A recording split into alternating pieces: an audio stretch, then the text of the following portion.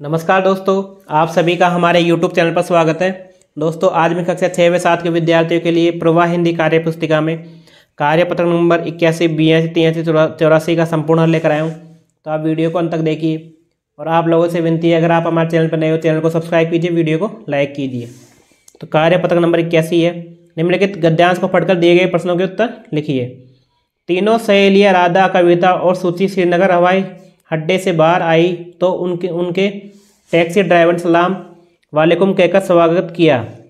उनकी टैक्सी लेह लद्दाख के लिए रवाना हुई। लंबा सफ़र करते हुए ही वे कारगिल गोम्पा पहुंची। मोनेस्ट्री में भीतर प्रवेश करने से पहले कुछ लद्दाखी लड़कियों ने मुस्कुराते हुए एक हाथ आगे उठाते हुए कहा, झूले झूले। वे तीनों समझ नहीं पाई, एक दूसरे का मुंह ताकने लगी। एक लद्दाखी लड़की ने कहा, झूले झूले का मतलब होता है नमस्ते।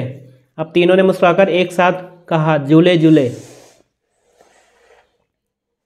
तो सलाम वालेकुम कहा था टैक्सी ड्राइवर ने। वे तीनों एक दूसरे का मुंह ताकते गए। क्यों? क्योंकि वे झूले झूले का मतलब नहीं समझी। टैक्सी रवाना हुई थी श्रीनगर से। हम एक दूसरे से मिलने पर एक दूसरे का अभिवादन करते हैं। आपके यहाँ पर स्थानीय भाषा में एक दूसरे से मिलने पर अभिवादन में क्या कहते हैं? तो राम राम, जय श्री कृष्णा, राधे राधे। निम्नलिखित का मिलान कीजिए। नमस्ते, झूले झूले, वृक्ष, पेड़, वायन, हवाई जहाज, सहेलियाँ, सखियाँ। पता करके लिखिए अन्य भाषाओं में लोग अभिवादन कैसे करते हैं। तो ये क्वेश्चन आपको करना है, ठीक है। नए शब्द बनाइए। लद्दाख लद्दाखी, कश्मीर कश्मीरी, महाराष्ट्र महाराष्ट्री, राजस्थान राजस्थानी। कार्यपत्र 82 है।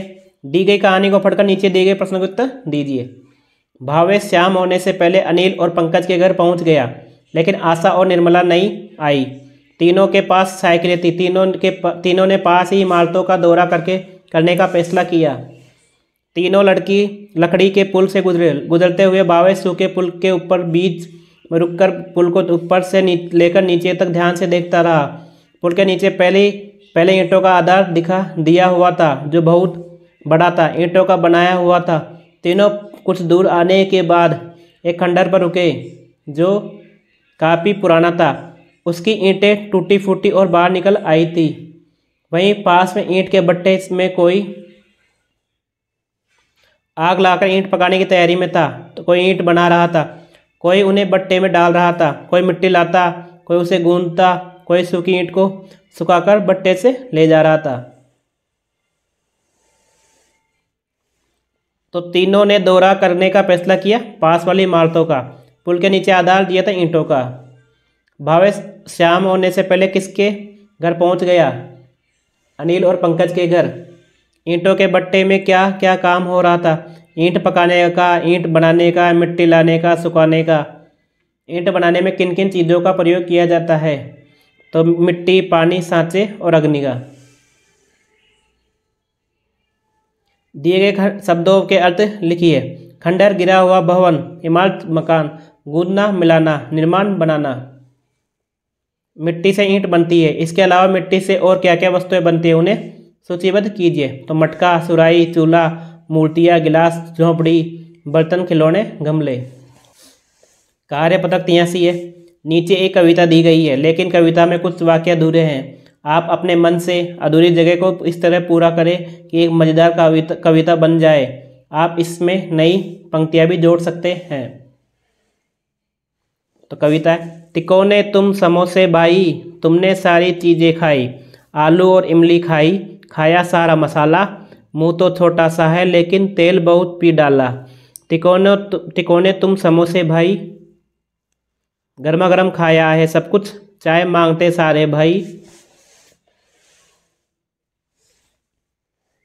गर्मा गर्म खाया है सब कुछ, फिर भी मीठा खाया।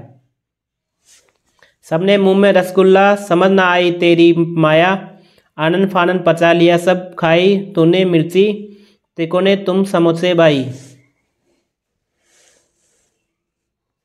20 कचौरी पूड़ी 30, दही बड़े खाए 31, 3 बार रबड़ी खाई, खीर कटोरे भर भाई, मालपुए और इमरती, लाला सब कुछ खा करके, बोले यूं मचल करके, कुछ भी नहीं खिलाया है, भूखा मुझे उठाया है।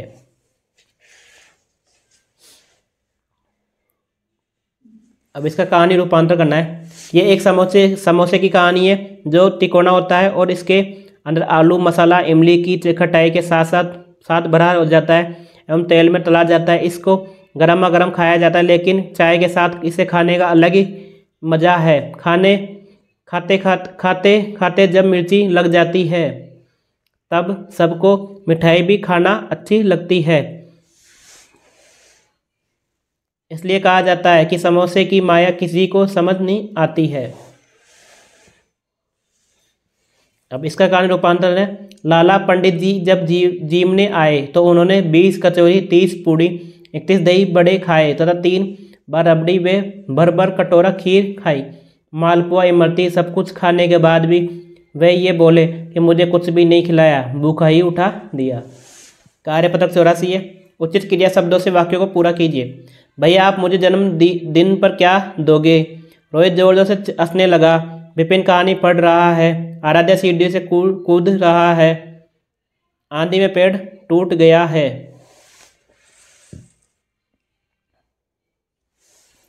उचित क्रिया विशेषण का उपयोग करके वाक्यों को पुनः लिखिए। गाय बैठी है, गाय बाहर बैठी है। बच्चा सो रहा है तो बच्चा गहरी नींद में सो रहा है। मुझे कुल्फी खानी है, मुझे मलाई वाली कुल्फी खानी है। चपरासी ने घंटी बजाई तो चपरासी ने जोर से घंटी बजाई।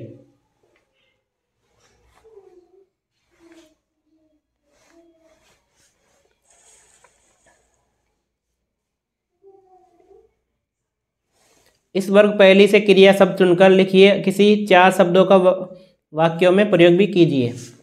तो इस वर्ग पहली में क्रिया शब्द चुनना है, ठीक है।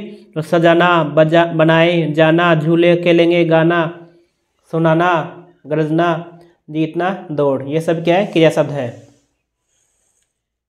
तो चार वाक्य बनाने इनसे। रवीना ने दीपक जलाकर पूरे घर को सजा दिया। सुरेश और महेश कल क्रिकेट खेलेंगे। बादलों के गरजने से पक्षी डर जाते हैं। भारत देश का मान बढ़ाने के लिए क्रिकेटर्स को विश्व कप जीतना पड़ेगा।